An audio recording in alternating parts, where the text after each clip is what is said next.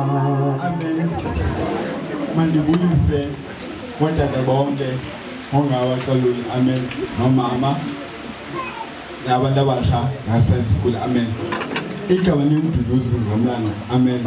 Ndizoweza onke engimaziyo. Amen. Bendifikile kuyegcuwa. Umuntu elmazelo befika endlini always. Nangilifika ngifike umuntu evulizandla. Umuntu onomisayo ohlikisayo. Ngizoweza ngizothi awubudi lokumnandi benawo. Ananto othi wela kuba ndiyakwazi esho kulilo and ube ngolunguye ungashintsha. Amen. Jabulisa kotata bonke jabufundiswa mama ukuthi Sunday school ngelihle igama lenkosi. Amen.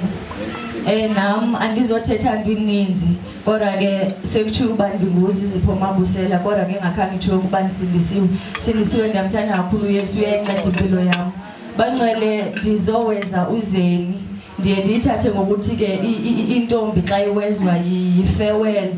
So ke it is i-farewell yakhe xa ngaba ke umuntu efewela kuye ilanto ibonakalisa ukuthi izinto ebe expected ukuzenza okanye izinto ebefanele ba uzenzile kule ndawo awezwa tuyo kule ndawo awezwa from yona uzenzile futhi uzigqibile. Ndithetha ngokubana uThixo wethu unguThixo wecebo lakhe unguThixo weapproval.